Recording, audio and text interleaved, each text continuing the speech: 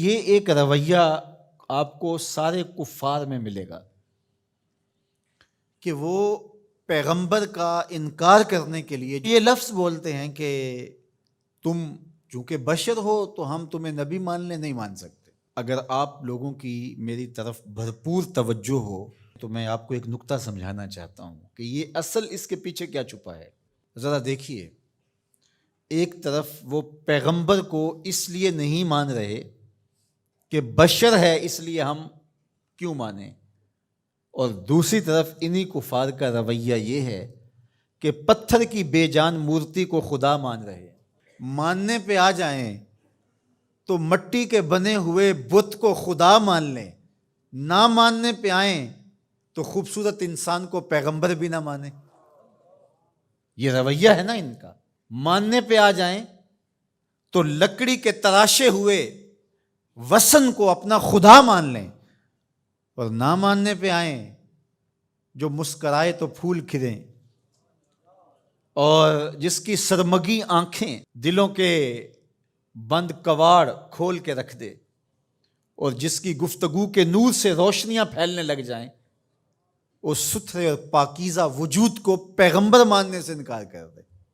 تو یہ کیا بات ہوئی؟ یہ فلسفہ ان کے بیمار ذہن نے تراشا ہے، اس لیے کہ پتھر کی مورتی کو خدا ماننے سے کوئی فرق نہیں پڑتا، ان کے جذبات پر کوئی زد نہیں آتی۔ لکڑ کے بنے ہوئے مجسمے کو خدا ماننے سے ان کو کوئی فرق نہیں پڑتا، کوئی قربانی نہیں دینی پڑتی۔ وہ پتھر کی مورتی، وہ آٹے کا بنا ہوا معبود باطل ان کی زندگی میں دخیل نہیں ہوتا، ان کو کسی کام سے روکتا نہیں ہے۔ وہ چوری کریں، وہ ڈاکہ کریں، وہ تکبر میں غرور میں بھرے ہوئے زندگی گزاریں، وہ کسی کا حق غصب کریں، کسی کا گھر لوٹیں، کسی کی عزت پہ حملہ آور ہوں، وہ ان پر کوئی قدغن نہیں لگاتا، اس لیے کہ وہ بے جان مجسمہ ہے۔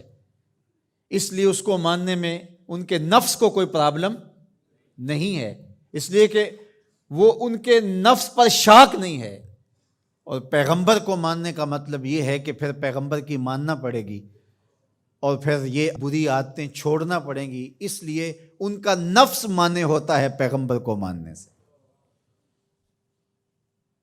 اور اگر آپ کی تھوڑی توجہ اور ہو تو میں ایک اور بات کرنا چاہوں گا کہ نانگے شاہ کو اور ملنگ دھڑنگ کو، سوٹا لگانے والے کو لوگ مان لیتے ہیں اور چکر لگاتے ہیں، اور ایک مسجد کے مولوی کے ساتھ وہ عقیدت نہیں رکھتے۔ اس کی کیا وجہ ہے؟ اس لیے کہ یہ خیر اور شر کی بات بتاتا ہے، اور وہ کچھ منع نہیں کرتا، وہ بے جان مجسمے کی طرح بس وہاں جا کے چڑھاوا چڑھا دو اور وہاں جا کے نذرانہ دے دو، لہٰذا بیمار ذہنیت اس کو تو مان لے گی لیکن ایک شیخ الحدیث کو نہیں مانے گی، اس لیے کہ یہ اس کی زندگی میں دخیل ہوگا، یہ بتائے گا کہ تم یہاں غلط کر رہے ہو، یہاں تم صحیح کر رہے ہو۔ تو یہ ماننا نہ ماننا انسان کے اپنے نفس کا ہوتا ہے یہ۔ اس لیے ایک طرف تو پتھر کی مورتیوں کو مان رہے ہیں اور ان کو خدا مان رہے ہیں، اور نبیوں کا اس لیے انکار کرتے ہیں کہ تم بشر ہو اس لیے نہیں مان رہے، یعنی ہمارا کرائٹیریا یہ ہے، ہمارا معیار یہ ہے کہ ہم جو ہے وہ کسی بشر کو نبی نہیں مان سکتے۔ تو جب اتنا تمہارا معیار ہے تو پتھر کو خدا کیوں مان رہے ہو؟ مٹی کے مجسمے اور مادو کو خدا کیوں مان رہے ہو؟ تو اصل پیچھے بیمار ذہنیت ہے، اور وہ یہ کہ اس کو اس لیے مان رہے ہیں کہ وہ ان کی زندگی میں دخیل نہیں ہے، وہ ان کے اعمال پہ قدغن نہیں لگاتا، ان کو خیر اور شر کی تمیز نہیں بتاتا، ان کو برائی سے روکتا نہیں، ان کی بدکاریاں بھی چل رہی ہیں اور ان کے معبود باطل کے سامنے جو ہے وہ سجدے بھی چل رہے ہیں، وہ نہیں روکتا۔ اچھا، ایک بات میں اور کرنا چاہتا ہوں، اور اگر آپ کی وہ توجہ ہو، آج ہمارا رویہ بھی یہ ہو گیا ہے، ہم کہتے ہیں کلمہ بھی چلتا رہے اور باقی بھی زندگی اپنی مرضی کی چلتی رہے۔ یہ بھی ایک قسم کی بت پرستی ہے۔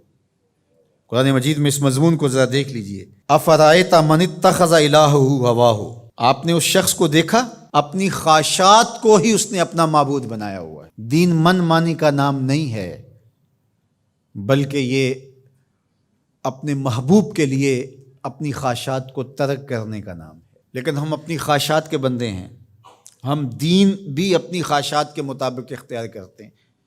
یہ ساری گفتگو کے نتیجے میں اس پہ ہم خود اپنے آپ پہ غور کر لیں کہ ہم کہاں کھڑے ہیں۔